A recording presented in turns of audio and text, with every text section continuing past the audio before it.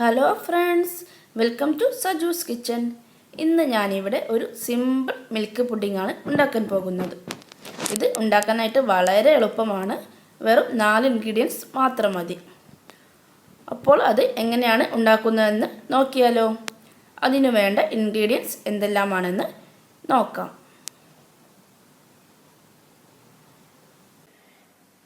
ഞാനിവിടെ 2 cup പാലെടുത്തിട്ടുണ്ട്. 1 cup പഞ്ചസാര എടുത്തിട്ടുണ്ട്. കണ്ടൻസ്ഡ് മിൽക്ക് ഉപയോഗിക്കുന്നവർക്ക് 1/2 കപ്പ് കണ്ടൻസ്ഡ് മിൽക്കും 1/2 കപ്പ് പഞ്ചസാരയും ഉപയോഗിച്ചാൽ മതി.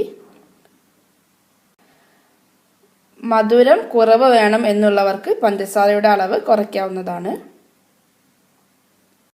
ഒരു 6 ഗ്രാംസ് ചൈന ഗ്രാസ് എടുത്തിട്ടുണ്ട്. 1 ടേബിൾ സ്പൂൺ വാനില എസൻസ് എന്നിവയാണ് വേണ്ടത്. ഇനി ഇത് എങ്ങനെയാണ് ഉണ്ടാക്കുന്നതെന്ന് നോക്കാം. ഞാനിവിടെ ആദ്യം തന്നെ ചൈന ഗ്ലാസ് ഒരു പാത്രത്തിലേക്ക് ഇട്ടിട്ട് 1/2 കപ്പ് വെള്ളം ഒഴിച്ചിട്ട് ഒന്ന് അലിയിച്ചെടുക്കാൻ പോവുകയാണ്. ഇതിലേക്ക് 1/2 കപ്പ് വെള്ളം ഒഴിച്ചു കൊടുക്കാം. ഇനി ഒന്ന് ഗ്യാസിൽ വെച്ചിട്ട് ഇതൊന്ന് അലിയിച്ചെടുക്കാം. ഞാനിത് ഗ്യാസിൽ വെച്ചിട്ടുണ്ട്. ലോ ഫ്ലെയിമിൽ ഇട്ടിട്ട് വേണം ഇതൊന്ന് അലിയിച്ചെടുക്കാനായിട്ട്. അതിനോടൊപ്പം തന്നെ വേറൊരു ബൗൾ ഗ്യാസിൽ വെച്ചിട്ട് നമുക്ക് പാല് തിളപ്പിക്കാൻ വെക്കാം.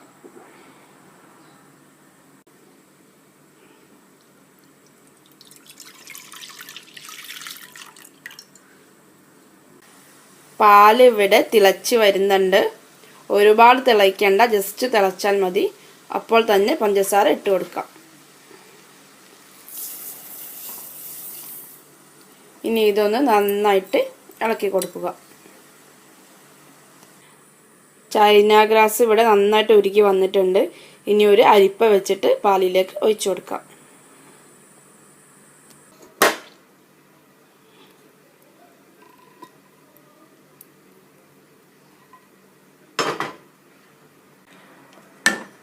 ഒരു മിനിറ്റ് നന്നായിട്ട് ഇളക്കി കൊടുത്ത് വേവിക്കുക.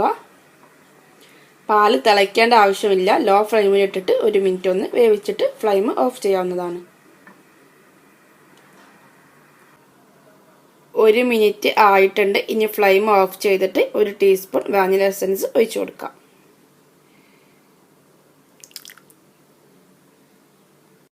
ഇനി നമുക്ക് ഇത് കുറച്ച് ചൂടാറിയിട്ട് സെറ്റ് ചെയ്യാനുള്ള പാത്രത്തിലേക്ക് ഒഴിച്ചു വെക്കാം. ഞാനിത് പുഡിംഗ് പ്ലേറ്റിലേക്ക് മാറ്റിയിട്ടുണ്ട്. ഇനി ഇത് ഒരു 1/2 മണിക്കൂർ ഫ്രിഡ്ജിൽ വെച്ച് സെറ്റ് ആയതിനു ശേഷം ഒന്ന് ഗാർണിഷ് ചെയ്തെടുക്കാം. ജെറീസോ പൊമഗ്രാനൈറ്റോ എന്തെങ്കിലും വെച്ചിട്ട് ഒന്ന് ഗാർണിഷ് ചെയ്തിട്ട് ഫ്രിഡ്ജിൽ വീണ്ടും സെറ്റ് ആവാൻ വെക്കാം. ഇതിവിടെ ഇപ്പോൾ 1/2 മണിക്കൂർ സെറ്റ് ആയിട്ടുണ്ട്. ഇനി ഞാനിത് സ്വീറ്റ് ചെറി വെച്ചിട്ട് ഒന്ന് ഗാർണിഷ് ചെയ്യുകയാണ്. അത് കഴിഞ്ഞിട്ട് വീണ്ടും ഫ്രിഡ്ജിൽ വെച്ചിട്ട് നന്നായിട്ട് സെറ്റ് ആവാനും തണുക്കാനൊക്കെ ആയിട്ട് വെക്കണം.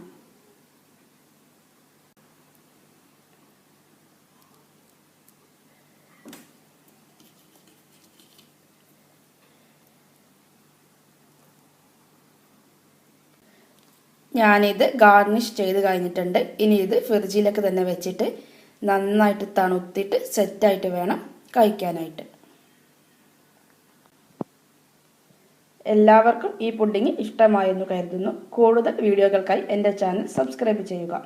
ആ താഴെ കാണുന്ന റെഡ് ബട്ടൺ ഒന്ന് പ്രസ് ചെയ്യുക. എങ്കിൽ മാത്രമേ ഞാൻ അപ്ലോഡ് ചെയ്യുന്ന കൂടുതൽ വീഡിയോസ് നിങ്ങൾക്ക് ലഭിക്കുകയുള്ളൂ. Thank you.